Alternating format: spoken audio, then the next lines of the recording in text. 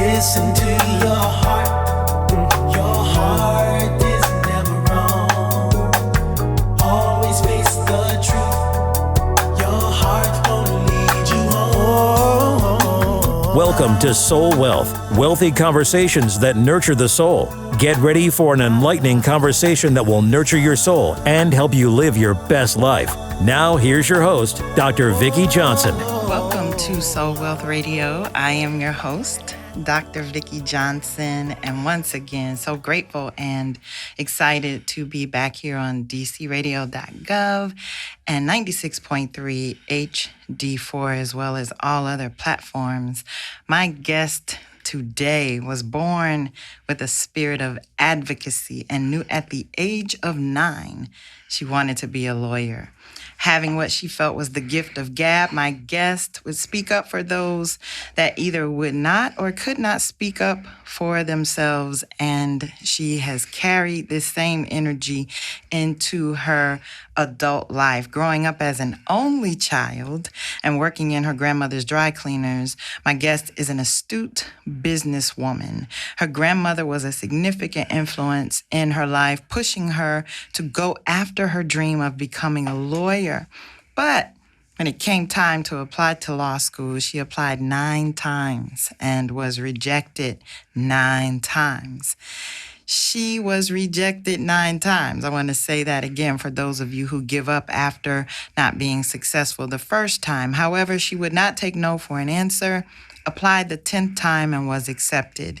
She is now the owner of a boutique law firm where she specializes in estate planning and has served as the first and only African American to serve in her position of an equal employment opportunity, diversity, and inclusion professional in her organization. She's worked in this area for more than 30 years.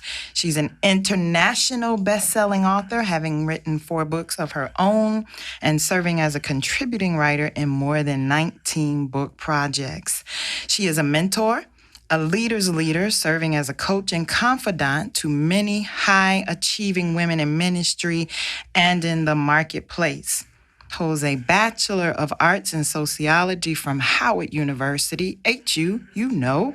Yes, we must. A Juris Doctorate from the University of the District of Columbia, David A. Clark School of Law, a Master of Law degree in Litigation and Dispute Resolution from the George Washington University School of Law, and a Master of Divinity from Howard University School of Divinity. She also has a certificate in leadership coaching from Georgetown University and is a certified speaker, trainer, and coach with the John Maxwell team. She's an ambassador for the American Heart Association, turning her pain into purpose, having lost her mom to heart disease and being diagnosed shortly after her mother passed away.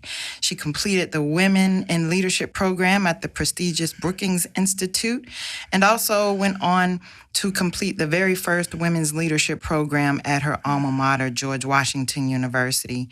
She's a professional speaker, certified by the National Speakers Association, a member of the International Coach Federation, the Maryland Bar Association, the National Association of Professional Women, and federally employed women. She currently serves as an Equal Employment Opportunity Diversity Program Manager at the U.S. Department of Commerce, NOAA Research. My guest today is an amazing wife, mother, friend, and a world changer destined to help women show up great, speak up with confidence, and stand out courageously. Welcome to the Soul Wealth Radio Show, Nicole Mason. Woo! Thank you so much, Dr. Vicki, for this awesome invitation to come onto your radio show. I am super excited to be here. I'm grateful to have you here and took the time to read your very impressive bio, because frequently, I know this because I do it when people are reading my bio, and in light of, the sudden passing of Kobe Bryant here recently, now I am going to be more intentional about owning my legacy and sharing that legacy and being okay with being assigned to the legacy given to me. So your bio is phenomenal. I skipped over a lot, y'all, but I just wanted to highlight some of your amazingness. And you live by the hashtag and trademark, of course, show up great, and that you are doing phenomenally. So I want to get right into this conversation and just pull out some nuggets. What or who, or maybe both, inspires you to be who you are? Yeah. And so let me just say, I agree with you as it relates to honoring and owning all of the accomplishments that you or I have made and your listeners, because certainly I was sitting here just like, oh my goodness, that's a lot. Don't say anymore. But you're absolutely correct. And so the people that inspired me most were my grandmother and my mom. My grandmother had an 8th grade education, and she and my grandfather migrated to D.C. from South Carolina after my grandfather got out of the war. And they started a dry cleaning business, and my grandmother, she ran it for 50 years. Wow. And with so, an 8th grade. With an 8th grade education. And I remember one time the accountant who I hired said to me that my grandmother was the shrewdest businesswoman that he had ever met. And so a lot of the things that she did, she was self-taught. You know, so I always tell folk my grandmother was a boss long before it was popular for women to be a boss. And so my business acumen comes from not just what somebody taught me, but what I experienced and what I was exposed to all of my life. So I was doing business at around 8 years old, ordering supplies, running the customer service, and all of these different things early on. So my grandmother and my mom, of course, my mom was the one who inspired me and told me, Nicole, you don't ask for respect, you demand it. And it's not about what you have on, but it's how you show up. And so thus my hashtag, and yes, trademarked, is show up great. And that's what I inspire others to do, because I feel that we have an obligation to do that because of all of the sacrifices that others have made before us. That's so wonderful. I just want to go back for a moment to your grandmother with an 8th grade education, going on to be an astute businesswoman for over 50 years. And really framing that for those who are listening, because here on Soul Wealth Radio, we talk about wealthy conversations and wealthy insight that nurtures the soul. And somebody listening feels unqualified. Somebody listening feels unworthy. Somebody listening lacks the confidence because maybe they did not graduate from high school. They did not go on to get a college degree. But you sharing your grandmother's experience and resilience and determination, quite frankly, and endurance to go after what was on her mind is really, I'm sure, lifting someone right now, and a tremendous lesson that I'm sure was modeled for you. And I hope that is a blessing to someone listening right now. Nicole, share with us what has been one of or a couple of lessons in life that have caused you to pivot thus far? That's a loaded question. So many lessons to choose from. I think one of the major lessons in my life came from watching my grandmother, who worked 7 days a week, and we had to stop her from working on Sundays, but never to give up. You know, and that's why, going back to that part of my bio about being rejected from law school, you know, when I made my application 9 times, I just refuse to take no for an answer. That's powerful. Hold on for a second. Yeah. I do this. You know, I have to just frame it. Just because you get a no does not mean God has changed his mind about your destiny, because I truly believe and live by, if it's in your mind, it's in your future. Yeah. Right? That didn't just come from some faraway, nondescript place. Your imagination is for you to visualize nations. And you just knew, I am going to law school. I knew at 9 years old when I watched Perry Mason, love Perry Mason, end up with the last name Mason, right? That's kind of a joke, cool. internal joke.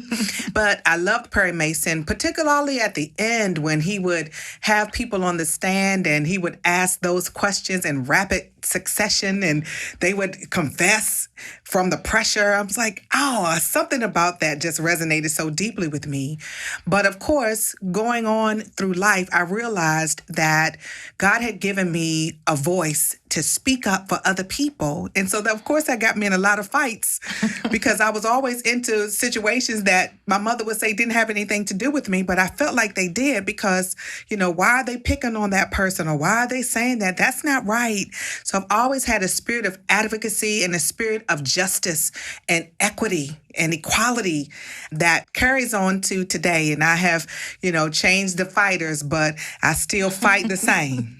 That's really powerful what you're saying about your passion being an arrow. Why are you always sticking up for the underdog or advocating for people who can't advocate for themselves? And that's a clue to those of you who are listening who may not have yet been able to identify or really get clarity around what am I supposed to do with my life. The thought came to me again today, just reflecting on, Kobe's life and Kobe's death, but more his life. We don't have to settle for mediocrity, right? We can be legendary. We don't have to be in the NBA or the NFL to live a legendary life. When you fully commit to mastering your purpose and your assignment, you become a legend in your own right in that sphere. And so I think it's really powerful that you can connect who you are and what you do today to 9 years old, to your experiences as a child growing up and sticking with that. So I want to ask this question. I love asking my guests this question. Share a moment or two. It's a moment or a lesson that changed you forever. I would have to say when I was 19 years old, and this may be a little too heavy for us to, really delve into, but when I was 19 years old, a friend of mine was murdered in my car. And that changed me forever on so many levels. Number one, I knew that I had been saved for a purpose. That was number one. Number two, I knew that God really loved me and he was real because nobody can tell me two people were on their porch at 2:00 in the morning and I go to the house, they let me in, and then 2 weeks later, my mom goes back and the people that answered the door said no one by the descriptions ever had lived there in that home. Wow. So I knew that those were angels on assignment to save my life. And that changed me forever. That was the difficult, defining moment in my life where I knew that my life was not my own. And so from that time in June 7th, 1992, I have never looked back. I have never looked back. And when I say look back, I left the parties, I left the go-go's, I left all of that behind because I knew that I was destined to do something great, to be great. And my grandmother had already told me that all throughout the course of my life. Nicole, you're not like the people you're trying to hang with. Oh, Grandma, you don't know what you're talking about. Those are my friends. Well, it turned out that none of them were my friends. And so that was the pivotal point in my life. And then you're talking about making connections. My mom had what they called a dry birth back in the 60s. I was born in 1969. And so it took her a couple of days to have me. So I came here fighting. And then at the age of 6, I went through a full glass door, my whole body. Wow. And so I have all of these different cuts and stuff on my hands and on my body. No cuts on my face, thank God. But the cut that I have near my navel, the doctor told my mom if it was just a half inch closer in, I could have bled to death. And so I know that there has been a force against me from my inception. Wow. And so really putting all of those dots together lets me know that I have an assignment here on the earth, and I am not going to stop until it's done. That's awesome. I had a first cousin who walked through a sliding glass door in our grandparents' home. So I know the devastation and the fear that can cause to see all of that glass break and consequently all that blood. But to connect the dots, I think that's really powerful. And I am going to frame that as one of your soul wealth tips. You can share many more in the time that we have remaining, but I think it's important for us to not be defined by what we have overcome, but to connect the dots and get the lesson. Exactly. To get the lesson. Who did that make me? I survived that. Exactly. I made it through that. That didn't kill me. Yep. What did I learn? And even if it's not in the action or the experience, but like you said, at 19, when a friend of yours was murdered in front of you, the angel's at the door, right? So when you look back and you reflect over your life and connect the dots, it's starting to tell a story. Oh, yes. It's starting to tell a story, and that is phenomenal. Is there another moment in time that shifted you as you got older? Yeah. Like you shared Yeah. that 19 years old experience, but as a woman now, a mature woman. Yeah, mature woman. Yeah. Share some of those moments and lessons. Yeah, well, you don't become mature until your mama's no longer around. And so I lost my mom when I was 36, and that let me know that I really had some serious power within me that my mom had imparted and my grandmother had imparted, and the shoulders that I stand upon, all of the women that keep a coming, that really let me know that there was some power in how women are raised by other women, the lessons that they are taught. So that really changed me, but it let me know that my mom and my grandmother had done a really good job in infusing me, if you will, almost saturating me with love and with strength and with power and resilience. It's in my DNA. Yeah. Resilience is in my DNA. Being able to bounce back when life pushes me too hard. I know how to bounce back, and I know how to push back because of what I saw, because of what was spoken around me, what I was exposed to, how my grandmother and her sister friends helped each other, giving one egg, one stick of butter, sharing the cake, sharing the pies, and my mother telling me, you don't ask for respect, you demand it, and really seeing that play itself out day in, day out.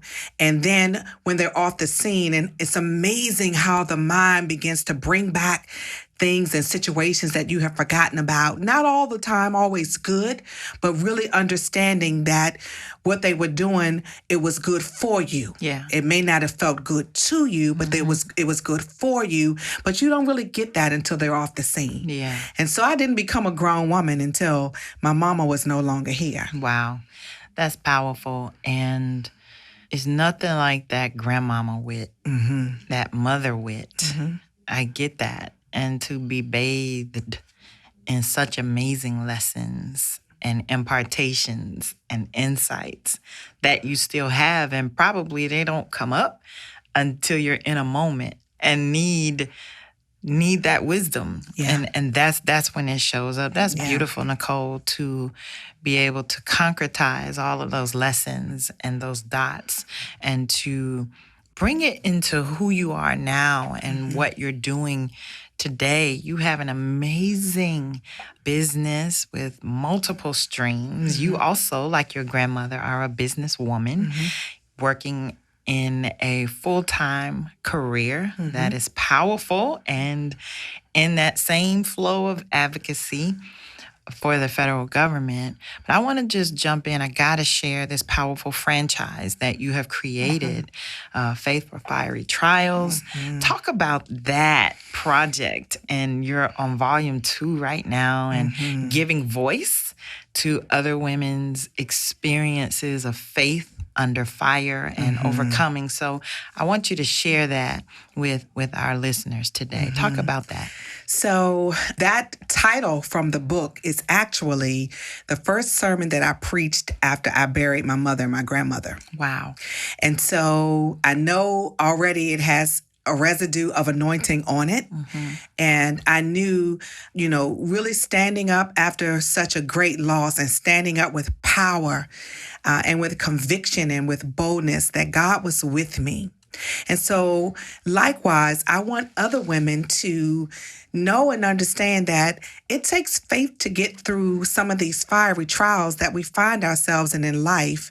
And when you really sit down to take the time to unpack it, you become the better for it. And so my process is a 6-month process. You don't just sign on and we throw out a book. No, it's a process because I'm taking the women through a journey all their own. And some of them, it's amazing to watch them just sprout and grow and, bust out of their shells.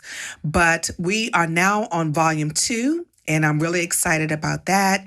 And the women are just excited to participate. And I work with first-time authors. That is my niche because it's something very powerful about somebody seeing their name in lights for the first time as an author.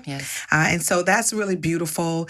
And I'm also, thanks to you, Dr. Vicki, working on the first of its kind, the Faith for Fiery Trials, the men's edition. Love it. Yay. And that's going to be coming out later this year as well. Just really excited. And that one is very, very personal because I'm using this as a way to stem the tide of all of the attacks as it relates to our young Black men. And when they find themselves incarcerated and, sitting there with time and God working with them, that this book will be there to be a blessing to them, that, they can overcome and they can use their faith to navigate that space and that time. And so I'm really excited about it. And thank you for how you have imparted into my heart, calling it a franchise. I hadn't thought about it that way. But after you said it, I quickly agreed with God, as you would say. And that's what we're doing. We're building the men's edition. We're going to turn into a film, documentary. Excited about that because I am on a personal mission to annihilate the plans of the enemy as it relates to young Black men, being the mother of 3 sons. Yeah, I appreciate that because I have nephews. I only have a daughter. I don't have sons, but I have nephews that I love dearly, one of whom is incarcerated. And I, too, am an advocate for Black men. In addition to Black women, I have brothers, I have uncles, I have godsons. And so I deeply appreciate you creating a platform for men and young men to share their story and to share their testimonies of overcoming. And just for context, because I don't, frequently people look at those of us who they deem successful, and they see the glory. But they don't understand the story, the tears, the pain, the hard way that anybody with glory has sacrificed. Anybody with glory on their life has sacrificed. And just for context, I just want to share on your behalf that you lost your mother and your grandmother. They transitioned really closely together. It was a short time frame. So your mother passed first, I believe. My mom passed first. And then your grandmother passed shortly 17 after days. that. Yeah. So listen, I want to highlight that because it speaks to your resilience. It speaks to your capacity and God's capacity in you to sustain you until you were strong enough, right, to move forward on your own and then take that pain and turn it into something powerful and purposeful and filled with passion. And so if you're listening, there is nothing that can happen to us in this life that devastates us that we can't recover from. It may take some time. It may take support, and it does. It takes prayer. Yeah. It takes tears. It takes giving voice to that pain. I have to highlight that because you are an amazing example of how you can take that pain that feels like you're in a perpetual fire, if you will, and how your faith has allowed you to not rebuild, I don't want to say that, but I want to say continue and go on to manifest all of the things that you're doing and all of the things yet to come. You're a dynamic speaker. Like I said, you're a professional woman in the federal government advocating for people. You have this franchise, Faith for Fiery Trials. You're a confidant to high-achieving women, so women confide in you. You do coaching. You're a John Maxwell certified speaker and trainer. I mean, Nicole Mason, you are doing it. It's interesting. I'm sitting here and it's just like, it's one thing for you to be in it. It's another thing for you to step out of it and then have somebody give it back to you. Yeah. And I have to say that I'm in awe myself sitting here listening to you because it's nothing but the hand of God upon my life that really allowed me the time and space to grieve and to heal and then to turn it into something powerful to be a blessing to others. And, I guess when you're just kind of in it, just trying to survive it, you don't really see the magnitude of it. But I'm very grateful and thankful to have this moment starting out this year, really just stepping back to say, wow, yeah, that's really something. And so I too would agree that the listeners, if whatever you're going through, you can make it. You can make it because everything you need is on the inside of you. And so you build up that assistance on the outside, counseling. I'm a huge proponent of that and the support and, your sisterhood and your family, whatever it is. But that coupled with what's inside of you, nothing can stop you. That's awesome. We are winding down and I want to get in a couple more questions. What are you grateful for? I'm grateful for inner fortitude because I've had to use that time and time again on so many fronts in my career, in my ministry. I've had to use that in my parenting, being a wife to my college sweetheart, just inner fortitude to navigate life. That's powerful. Last question. Well, next to last question. What legacy do you want to leave? I am leaving a legacy of stick-to-itness, a legacy of resilience, knowing that resilience is in your DNA. I love that. A legacy of never giving up because giving up is not an option. And a legacy of excellence. We come from Black excellence. Come from a long line of entrepreneurs. My grandmother had an 8th grade education. My grandfather, I'm not sure how far he had gone through school, but he took what he had to and turned it into something that prospered them. He was one of many children, taught himself how to sew, then taught my grandmother how to sew. I didn't wear store-bought clothes until I was about 5 because my grandmother sewed all of my clothes. And then, I was the first person in the neighborhood who had designer clothes because all of them had Nicole on them. I love it. We are winding down. How can our listeners get in touch with you, Nicole? Where can they find information about you? Thank you so much. My website is Nicole, Nicoles Mason.com, and it's Nicole S. Mason all across social media platforms. Thank you so much for being here with me on Soul Wealth Radio on dcradio.gov and 96.3 HD4. I, again, am your host, Dr. Vicki Johnson. Please visit my website, VickiJohnson.com. That's VIKKI Johnson.com. There you can find my products, my most recent book, Soul Wealth, Finding Vision, Compassion, Authenticity, Abundance, and Legacy in the midst of chaos. Listen, soul wealth is your birthright. So go out into the world, live full, so you can die empty. Until next time, peace. You've been listening to Soul Wealth, wealthy conversations that nurture the soul with Dr. Vicki Johnson. Soul Wealth is not just a brand, it's a lifestyle of vision, compassion, authenticity, abundance, and legacy created one conversation, one choice at a time. For more information, visit VickiJohnson.com or click on Soul Wealth at dcradio.gov.